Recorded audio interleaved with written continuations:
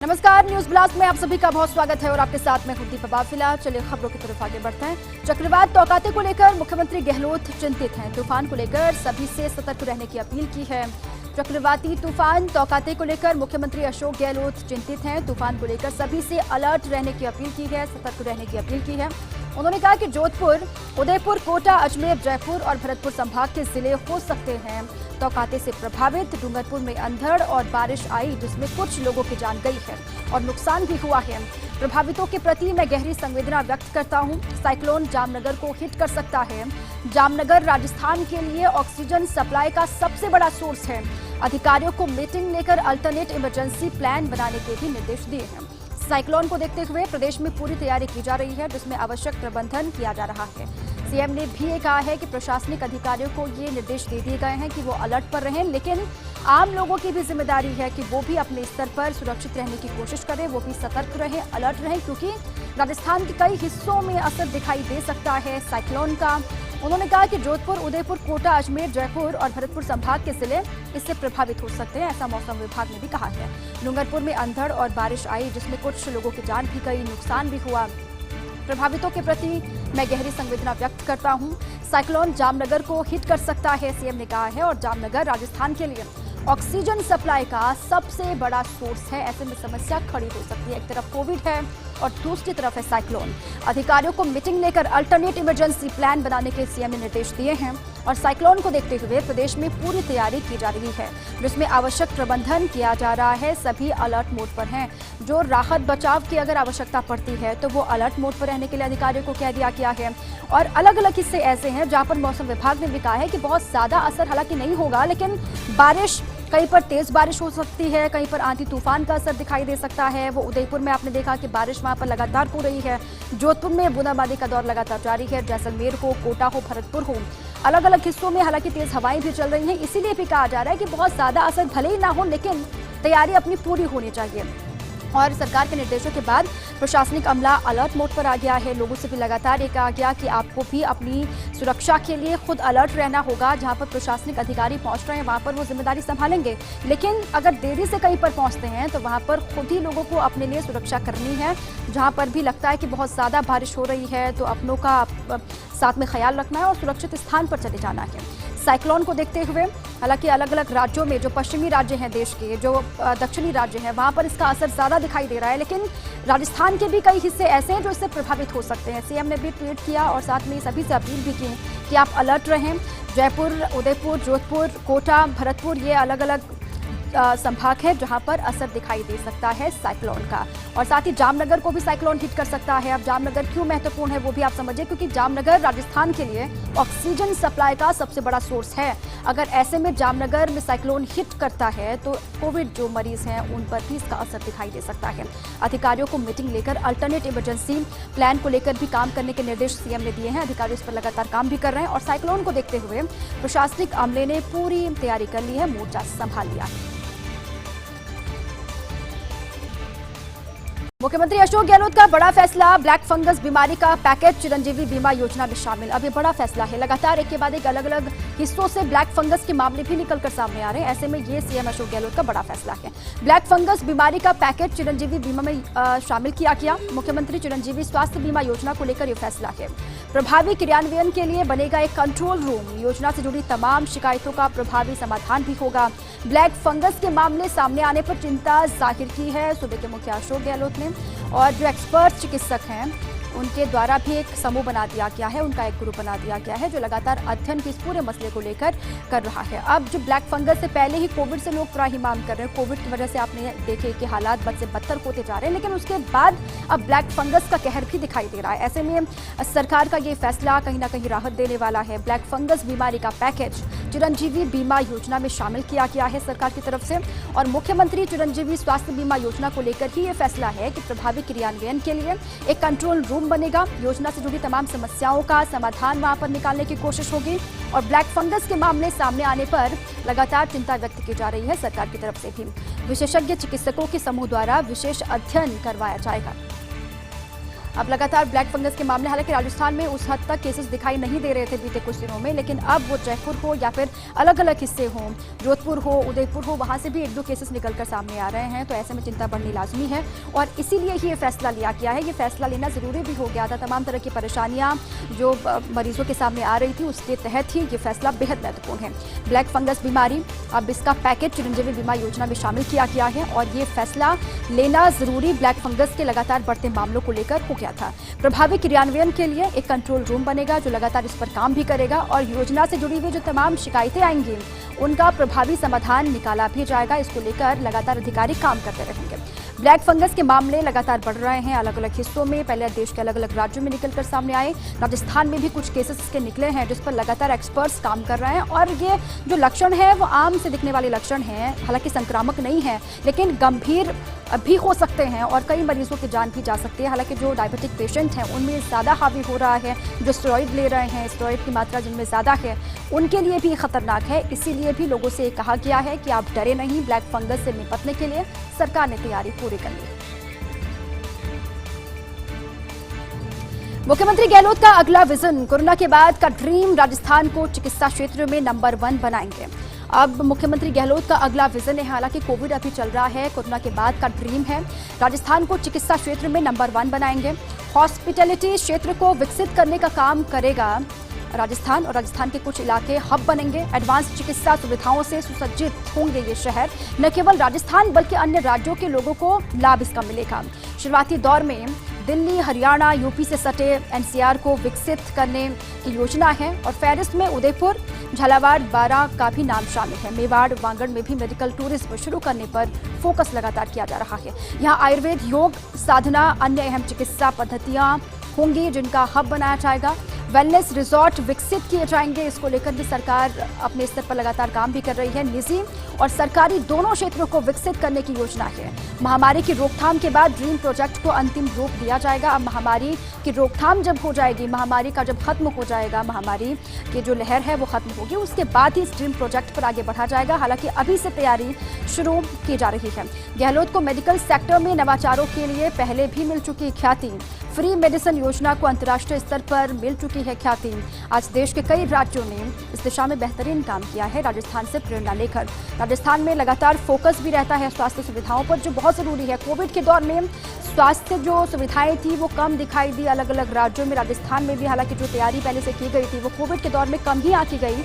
अब इसी परेशानी को भांपते हुए जो अभी आपदा आई या फिर विपदा आई, उससे निपटने के लिए जो तैयारी की जा रही है राजस्थान में वो काफ़ी नहीं है। अब आगे भी लगातार इसको और कैसे विकसित किया जा सकता है, इसको लेकर सरकार लगातार काम कर रही है। नंबर 1 चिकित्सा के क्षेत्र में राजस्थान को बनाया जाएगा, ऐसी सरकार की मंशा है और इसी पर लगातार बढ़ा भी जा रहा है। हॉस्पिटैलिटी क्षेत्र को विकसित करने का काम करेगा और राजस्थान के कुछ इलाके हब बनेंगे। एडवांस चिकित्सा सुविधाओं से सुसज्जित होंगे कई शहर राजस्थान के, और न केवल राजस्थान बल्कि अन्य कई राज्यों को भी इसका फायदा मिलेगा। जो राज्यों के लोग हैं उनको भी सीधा फायदा इससे पहुंचेगा। शुरुआती दौर में कौन कौन से वो राज्य होंगे आपको बताते हैं। दिल्ली, हरियाणा, यूपी से सटे हुए एनसीआर को विकसित करने की योजना है और फहरिस्त में उदयपुर भी है और साथ में झालावाड़, बारां का भी नाम शामिल है। मेवाड़, वागड़ में भी मेडिकल टूरिज्म को शुरू करने की तैयारी चल रही है और इसी पर फोकस भी है। यहाँ आयुर्वेद, योग, साधना, अन्य अहम चिकित्सा पद्धतियाँ होंगी, इनका हब बनाया जाएगा। वेलनेस रिजॉर्ट विकसित करने पर भी सरकार का फोकस है। निजी और साथ में सरकारी दोनों क्षेत्रों को विकसित करने पर लगातार फोकस किया जा रहा है। महामारी की रोकथाम जब हो जाएगी उसके बाद इस ड्रीम प्रोजेक्ट पर आगे बढ़ा जाएगा। सरकार की यही कोशिश लगातार है। वैक्सीन को लेकर राज्य सरकार अलर्ट, स्वास्थ्य विभाग 20 मई को खोलेगा ग्लोबल टेंडर। ये बड़ी खबर है। वैक्सीन को लेकर राज्य की सरकार अलर्ट मोड पर आ गई है। वैक्सीन की कमी को लेकर कई तरह की शिकायतें भी की गई कि वैक्सीन उस लिहाज से नहीं मिल रहा है जितनी आवश्यकता राजस्थान को है। अब सरकार अलर्ट मोड पर आ गई है। स्वास्थ्य विभाग 20 मई को खोलेगा ग्लोबल टेंडर। वैक्सीन खरीद का फैसला रेट नहीं बल्कि डेट के आधार पर तय होगा और साथ ही इसको लेकर सरकार लगातार कोशिश भी कर रही है कि वैक्सीन की बिल्कुल भी कमी ना हो, राजस्थान में मरीजों को सफर ना करना पड़े। कम समय से ज्यादा वैक्सीन सप्लाई करने वाली कंपनियों से करेंगे खरीद और इसके लिए राज्य सरकार महंगी कीमत भी चुकाने को तैयार है, जिससे प्रदेश के ज्यादा से ज्यादा लोगों का वैक्सीनेशन कर उन्हें बचाया जा सके। ये कोशिश है। वायरस को रोकना बहुत जरूरी है। कम से कम वैक्सीन की जब आपूर्ति हो जाएगी तो वायरस की जो चेन है उसको तोड़ा जा सकेगा और इसीलिए भी सरकार की मंशा ये है कि वैक्सीन की बिल्कुल भी कमी राजस्थान में ना हो। मुख्यमंत्री गहलोत और चिकित्सा मंत्री रघु शर्मा बेहद संवेदनशील हैं इस मसले को लेकर, क्योंकि जहां वैक्सीनेशन ज्यादा वहां वायरस का फैलाव कम हो रहा है। ये तमाम सर्वेज में भी निकलकर सामने आ रहा है। हालांकि वैक्सीन 100% तक वायरस को खत्म करने में कारगर नहीं है, लेकिन जहां पर भी वैक्सीनेशन युद्ध स्तर पर हो रहा है या फिर ज्यादा हो रहा है, वहां पर वायरस का फैलाव कम देखा गया। यदि कोई कंपनी कम कीमत में सितंबर तक वैक्सीन देती है तो सरकार ऐसे कंपनियों का प्रस्ताव खारिज करेगी, क्योंकि सरकार चाहती टेंडर खुलने के 10-15 दिन के भीतर सप्लाई शुरू हो। स्पुतनिक, सीरम और भारत बायोटेक कर सकती प्रक्रिया में शिरकत, क्योंकि केंद्र की ओर से इन कंपनियों को ही दिया गया है लाइसेंस, और इसीलिए सरकार की कोशिश भी ये है कि बिल्कुल भी कोई कमी ना हो। जहां से भी जितनी कीमत पर वैक्सीन मिलती है वो लिया जाएगा। चूंकि महंगी कीमत पर भी वैक्सीन मिलती है तो उससे भी परहेज नहीं होगा। सर्वोपरि है मरीजों की जान को बचाना, जिस पर लगातार फोकस भी किया जा रहा है। इसीलिए हम कह रहे हैं कि वैक्सीन को लेकर राज्य की सरकार अलर्ट है। स्वास्थ्य विभाग 20 मई को ग्लोबल टेंडर खोलेगा। वैक्सीन खरीद का फैसला रेट नहीं बल्कि डेट के आधार पर तय होगा। कम समय से ज्यादा वैक्सीन सप्लाई करने वाली कंपनी से करेंगे खरीद, और इसके लिए राज्य सरकार महंगी कीमत भी चुकाने के लिए तैयार है। ये खुद चिकित्सा मंत्री भी कई दफा कह चुके हैं, और इससे प्रदेश के ज्यादा से ज्यादा लोगों का वैक्सीनेशन हो पाएगा। उन्हें बचाया जा सकता है। उनकी जान बचाना बहुत जरूरी है और प्राथमिकता भी है सरकार के लिए। मुख्यमंत्री गहलोत हो या फिर चिकित्सा मंत्री हो, दोनों ही बेहद संवेदनशील हैं, क्योंकि जहां वैक्सीनेशन ज्यादा हो रहा है वहां पर वायरस का जो प्रकोप है वो कम दिखाई दे रहा है। अगर कोई कंपनी कम कीमत में सितंबर तक वैक्सीन देती है तो सरकार ऐसे कंपनियों का प्रस्ताव खारिज करेगी, क्योंकि सरकार चाहती टेंडर खुलने के 10-15 दिन के भीतर सप्लाई शुरू हो। स्पुतनिक, सीरम, भारत बायोटेक कर सकती प्रक्रिया में शिरकत, क्योंकि केंद्र की ओर से इन कंपनियों को ही लाइसेंस दिया गया है। आखिर कहां जा रही हमारी मानवता, ये बड़ा सवाल भी है। कोविड के दौर में ऐसी तमाम तस्वीरें आई हैं जहां पर मानवता भी शर्मसार हो गई, और इसीलिए हम कह रहे हैं कि आखिर कहां जा रही हमारी मानवता। कोविड के दौर में भले ही कुछ भी हो, लेकिन ये कहा गया कि मानवता जिंदा रहनी चाहिए, लेकिन वो भी होता हुआ दिखाई नहीं दे रहा। कोविड के बढ़ने के साथ साथ आपदा में अवसर तलाश रही दवा कंपनियों से जुड़ी ये खबर है, जो आपदा में अवसर लगातार खोज रही हैं। कोरोना काल में बाजार में जिन भी दवाओं की बढ़ रही डिमांड, कंपनियों और दवा मार्केट में या तो उस दवा की जबरदस्त किल्लत हो जाती है, अन्यथा मांग बढ़ते ही दामों में बढ़ोतरी हो जाती है, बेतहाशा इजाफा हो जाता है। हालांकि सरकार के आग्रह पर कंपनियों ने रेमडेसिविर, टोसिलीजुमेब की घटाई MRP, लेकिन anti fungal, liposomal, doxycycline, methyl prednisolone समेत अन्य दवाओं के 50 से 70% तक दाम बढ़े हैं। ऐसे में सवाल यह है कि क्या दवाओं की कीमत निर्धारित करने वाली NPPA देगा इस ओर ध्यान। अब जिस पर जिम्मेदारी है कि दवाओं की कीमत को निर्धारित करे, वो अभी तक मौन है। अब इसलिए भी कहा जा रहा है कि क्या NPPA इस पर ध्यान देगा, क्योंकि बहुत जरूरी है। कोविड के दौर में मरीज वैसे ही परेशान हैं, लेकिन जो जीवन रक्षक दवाएं साबित हो रही हैं उनकी कीमत में लगातार इजाफा हो रहा है या फिर भारी किल्लत देखी जा रही है। ऐसा क्यों हो रहा है? इसीलिए हम कह रहे हैं कि आखिर कहां जाकर हमारी मानवता दिखाई देगी। आपदा में अवसर जो लोग तलाश रहे हैं उन पर कार्रवाई क्यों नहीं हो रही है? दवा कंपनियां तमाम ऐसे हैं जो लगातार दामों में इजाफा कर रही हैं। कोरोना काल में बाजार में जिन भी दवाओं की बढ़ रही है डिमांड, कंपनियों या दवा मार्केट में या तो उस दवा की जबरदस्त किल्लत हो जाती है, कमी हो जाती है, या फिर दामों में इजाफा कर दिया जाता है। हालांकि सरकार के आग्रह पर कंपनियों ने रेमडेसिविर, टोसिलीजुमेब की MRP घटाई है, लेकिन ये काफी नहीं है। Anti fungal, liposomal, doxycycline, methyl prednisolone समेत अन्य दवाओं के 50 से 70% तक दाम बढ़े हैं, जो कि चिंता वाली बात है। इस पर ध्यान देना होगा। ऐसे में सवाल बड़ा यह है कि क्या दवाओं की कीमत निर्धारित करने वाली NPPA इस ओर ध्यान देगा? अगर ध्यान देगा तो कब? क्योंककि बहुत देर पहले ही हो चुकी है।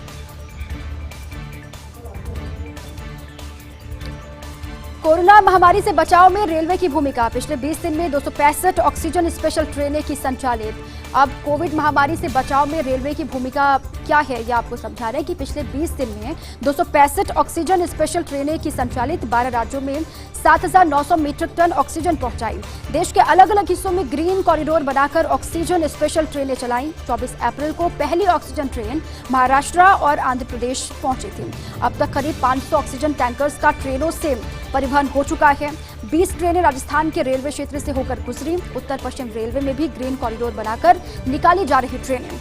ग्रीन कॉरिडोर से 60 किलोमीटर प्रति घंटे की रफ्तार से ऑक्सीजन ट्रेनें चल रही हैं, जो कि राहत वाली बात है। और ये भूमिका है रेलवे की कोविड के दौर में। अब पिछले 20 दिन का ये पूरा डेटा है कि 20 दिन में 265 ऑक्सीजन स्पेशल ट्रेनें संचालित की गई हैं रेलवे की तरफ से, और 12 राज्यों में 7,900 मीट्रिक टन ऑक्सीजन पहुंचाई गई है रेलवे की तरफ से। देश के विभिन्न हिस्सों में विभिन्न राज्यों में ग्रीन कॉरिडोर बनाकर ऑक्सीजन स्पेशल ट्रेनें चलाई जा रही हैं। 24 अप्रैल को पहली ऑक्सीजन ट्रेन महाराष्ट्र और आंध्र प्रदेश में पहुंची थी।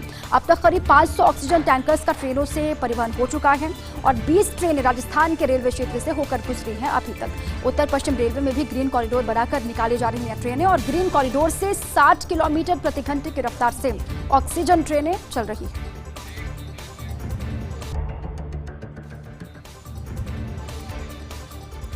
ब्रेक के बाद एक बार फिर से आप सभी का स्वागत है। चलिए एक बार फिर से आगे बढ़ते हैं खबरों की तरफ। नर्स हमारी नई सुपर हीरो। कोरोना ने भारत में मचा रखी है तबाही। सामूहिक अंतिम संस्कार की तस्वीरें लगातार हो रही वायरल। हम ये क्यों कह रहे हैं, पूरी खबर आपको समझाते हैं कि नर्स हमारी नई सुपर हीरो। कोरोना ने भारत में भारी तबाही मचा रखी है। सामूहिक अंतिम संस्कार की तस्वीरें लगातार सोशल मीडिया पर वायरल भी हो रही हैं और ऐसी ही तस्वीरें देख अमेरिकी नर्स चेल्सिया वॉल्स ने उठाया बीड़ा। अमेरिका की नर्सों का एक समूह तैयार कर भारत की मदद करने का संकल्प लिया है। अब नर्सें नौकरी और परिवार छोड़ आ रही हैं भारत और सरकार से वीजा अन्य जरूरी मंजूरी को लेकर चल रही है लगातार बातचीत। अब हाउसिंग बोर्ड मुख्यालय में कोरोना वैक्सीनेशन शिविर लगाया गया है। Housing board commissioner Pawan Arora साहब क्या कुछ कह रहे हैं, आपको सुनाते हैं।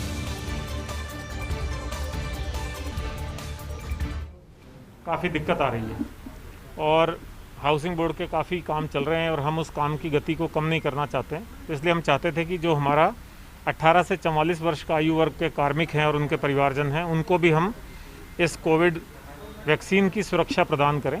इसको ध्यान में रखते हुए आज हमने फिर यहाँ मुख्यालय में कैंप लगाया है, जहाँ मुख्यतः 18 वर्ष से 44 वर्ष के आयु वर्ग के हमारे कार्मिक अधिकारी और उनके परिवारजन, उनके लिए ये कैंप लगाया गया है। आज लगभग मैं समझता हूँ यहाँ 300 वैक्सीनेशन होंगे। भीड़ भाड़ ज़्यादा नहीं हो इसलिए हमने इसको कल के लिए एक्सटेंड कर दिया है और चिकित्सा विभाग हमारा पूरा सहयोग कर रहा है। मैं व्यक्तिगत रूप से श्री सिद्धार्थ महाजन साहब का धन्यवाद ज्ञापित करना चाहता हूँ। उन्होंने बहुत ही इस सारी व्यवस्था में अपना महत्वपूर्ण योगदान दिया है और ये कैंप कल भी जारी रहेगा। मैं समझता हूँ कल भी 300-350 वैक्सीन होंगे। करीब 700 वैक्सीनेशन 2 दिन में हम यहाँ करेंगे। Thank you.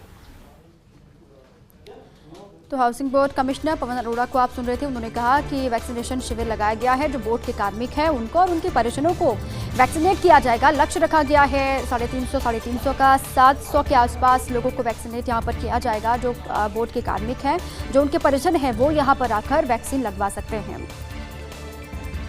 18+ से 45 वर्ष तक के आयु वर्ग के लोगों को वैक्सीन लगवाई जा रही है। शिविर में किए गए सभी तरह के बेहतर इंतजामात, सोशल डिस्टेंसिंग की भी पालना यहाँ पर की जा रही है। बार बार ये देखा भी गया अलग अलग हिस्सों में जहाँ पर वैक्सीन लगवाने के लिए लोग पहुँच रहे हैं। कई जगहों पर लापरवाही की तस्वीरें आई थी, लेकिन हाउसिंग बोर्ड मुख्यालय में ऐसा नहीं है।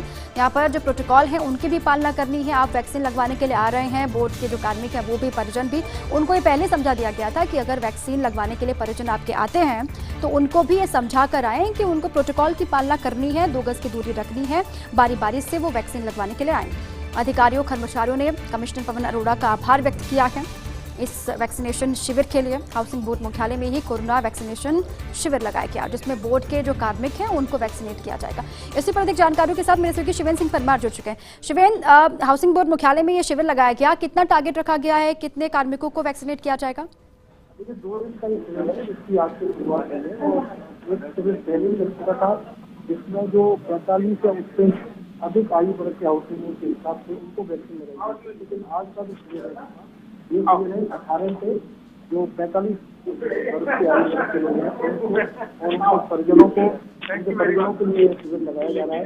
और सबसे खास बात यह है कि शिविर में बड़ी बेहतर व्यवस्थाएं की गई है। जैसी बेहतर व्यवस्थाएं जो निजी अस्पताल है उनमें भी पूरे तरीके से सोशल डिस्टेंसिंग की पालना की जा रही है। वैक्सीन लगवाने वाले लोग हैं उनकी सुविधा का पूरी तरीके से ध्यान रखा जा रहा है और इस तरीके से लोगों एक बार का पवन अरोड़ा उन्होंने यहाँ पर पूरे कैंप का जायजा लिया है। उन्होंने खासतौर पर धन्यवाद भी दिया है जो चिकित्सा विभाग की प्रतिनिधि है, उन्होंने खासतौर पर धन्यवाद दिया है। उन्होंने कहा है कि सिद्धार्थ महाजन ने काफी सहायता की है। उनके सहयोग से हाउसिंग बोर्ड इतना बड़ा शिविर लगवा रहा है कि हाउसिंग बोर्ड के अधिकारियों की परिजन है उनको भी वैक्सीनेशन यहाँ पर बड़ी संख्या। ठीक है, शुक्रिया आपका शिवेन तमाम जानकारियों के लिए भी। सोशल डिस्टेंसिंग के साथ ही यहाँ पर परिजन भी पहुँच रहे हैं, बोर्ड के कार्मिक भी पहुँच रहे हैं, उनको वैक्सीनेट किया जा रहा है, लक्ष्य रखा गया है और उसी लक्ष्य के मुताबिक आगे भी बढ़ा जा रहा है। कल भी ये शिविर ऐसे ही लागू रहेगा, जारी रहेगा और कल भी लोग आकर यहाँ पर वैक्सीन लगवा सकते हैं।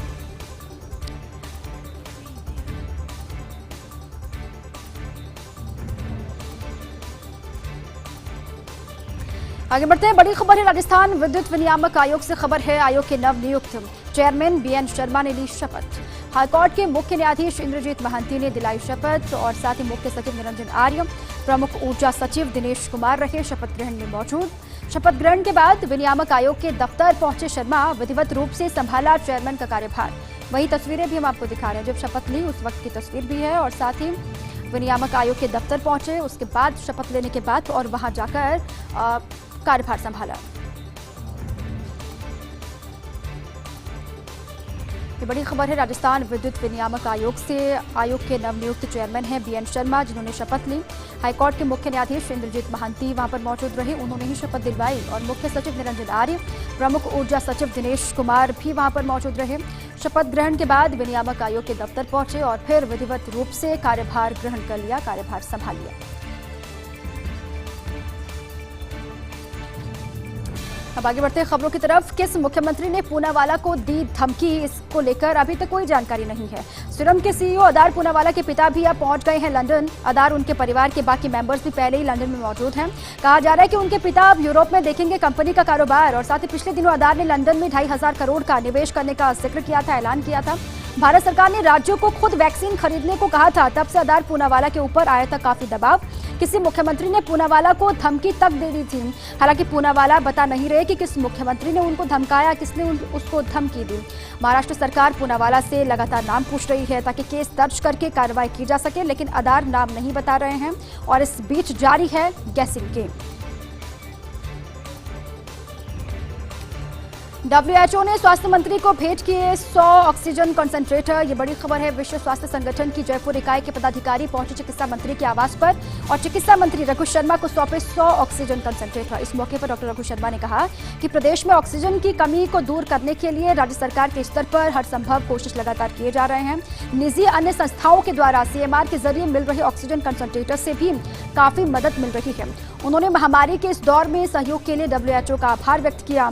विश्व स्वास्थ्य संगठन के प्रतिनिधि डॉक्टर राकेश श्रीवास्तव ने बताया है कि लगभग 15 करोड़ रुपए मूल्य के ये कंसंट्रेटर जर्मनी निर्मित हैं और 8 लीटर प्रति मिनट ऑक्सीजन जनरेट करने वाले कंसंट्रेटर को जरूरत के अनुसार 10 लीटर प्रति मिनट तक बढ़ाया जा सकता है। इस मौके पर जन स्वास्थ्य निदेशक डॉक्टर के शर्मा और अन्य अधिकारीगण वहां पर मौजूद रहे।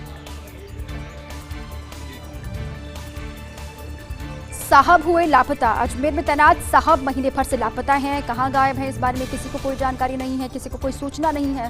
पिछले महीने ACB ने बुलाया था पूछताछ के लिए, तब खुद आने के बजाय कोरोना पॉजिटिव रिपोर्ट भेजी थी साहब ने। अब भी 25 दिन गुजरने के बावजूद नहीं कोई जानकारी। अब ब्यूरोक्रेसी में हर कोई साहब के स्वस्थ होने की कामना कर रहा है ताकि ACB के सामने पूछताछ के लिए वो हाजिर हो सके। विधायक जी को पड़ी मदद की जरूरत। कांग्रेस के विधायक जी को जानकार के लिए पड़ी मदद की जरूरत। विधायक जी ने सीधे भाजपा के प्रदेश मुखिया से मांगी मदद। बाद में उन्हें एहसास हुआ कि मुद्दा हो सकता है सियासी, तब पोस्ट डिलीट करने में देरी नहीं लगाई, लेकिन तब तक काफी लोग देख चुके थे विधायक जी की पोस्ट को और अब कांग्रेस से लेकर भाजपा खेमे में पोस्ट को लेकर चर्चा लगातार जारी है। कुंडली खुली, आवेदन वापस। पूर्ववर्ती सरकार में पावरफुल अफसर इन दिनों किनारे हैं। अजमेर से जयपुर आने के बाद भी नहीं मिली महत्वपूर्ण पद पर पोस्टिंग। ऐसे में साहब ने दिल्ली जाने के लिए आवेदन चाहने वालों को भनक लगते ही साहब की पूरी कुंडली पहुंचा दी दिल्ली तक। ऐसे में साहब ने मन महसूस कर खुद ही आवेदन लिया वापस और सरकार से भी मना किया कि वो दिल्ली जाने के नहीं हैं इच्छुक। बैरिकेड्स में नेताजी के घर के बाहर आए थे कुछ पॉजिटिव मरीज। कोरोना से बचने के लिए नेताजी ने घर के बाहर बैरिकेड्स लगवाए हैं। सियासी हलकों में इन बैरिकेड्स को लेकर चर्चा हो उठी है कि नेताजी को चुनाव के समय तो नहीं लगा डर, अब कोरोना से बचने के लिए घर के आगे लगवाए बैरिकेड्स। बीसलपुर 5 घंटे शटडाउन, बिजली के तार खराब, जयपुर का पानी बंद। बीसलपुर योजना में सूरजपुरा से इंटक के बीच तार खराब, ST लाइन टावरों की मरम्मत का काम होगा। आज सुबह 10 बजे से 3 बजे तक होगा मरम्मत का काम और ऐसे में जयपुर, अजमेर, टोंक आंशिक सप्लाई बंद रहेगी। जयपुर में आज शाम को नहीं होगा पानी का सप्लाई। कल सुबह भी जयपुर में नहीं आएगा पानी। शटडाउन की वजह से पानी सप्लाई प्रभावित रहेगी। जलदाय विभाग ने जारी की जनता से अपील, समुचित मात्रा में ही उपयोग करें पानी। इजरायल में भारतीयों की चुनौती। इजरायल और हमास के बीच गत 7 दिन से लगातार संघर्ष जारी है। जो गतिरोध है वो थमने का नाम नहीं ले रहा। जहां फिलिस्तीन संगठन हमास ने रॉकेट हमले किए तो दूसरी ओर इजरायल ने जवाबी कार्रवाई में पहुंचाया भारी नुकसान। सहमक हुए लोग गत 7 दिन से बंकर में ही बंद हैं। इलाकों की छोटी छोटी दुकानें खुल रही कुछ वक्त के लिए। इजरायल में निवास करते हैं करीब 10,000 भारतीय और इनमें से 2,500-3 हजार लोग हैं गुजराती। साथ ही 9 यूनिवर्सिटी में करीब 1200 भारतीय स्टूडेंट अध्ययन करते हैं। सोशल मीडिया के जरिए एक दूसरे के संपर्क में जो छात्र हैं वो लगातार बने हुए हैं। अब इंतजार है कि इजरायल और फिलिस्तीन के बीच हालात जल्द से जल्द सामान्य हो।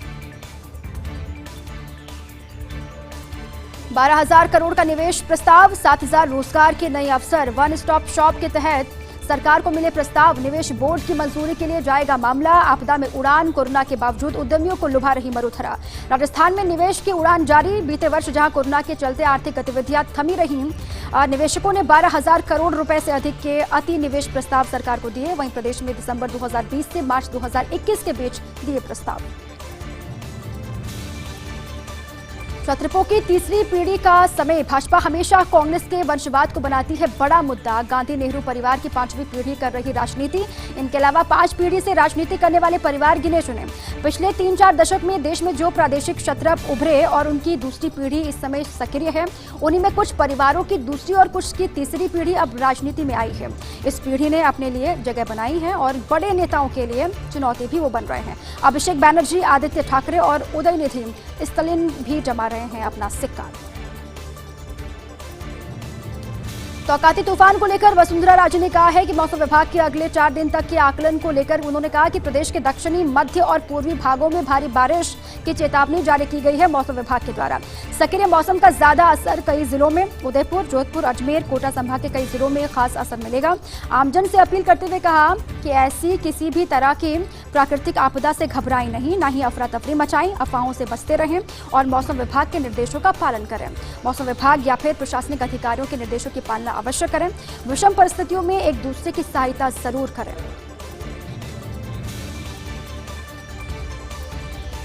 और चलिए इसी के साथ ही न्यूज ब्लास्ट में अभी के लिए बस इतना ही। खबरें लगातार जारी हैं। आप रहिए फर्स्ट इंडिया के साथ।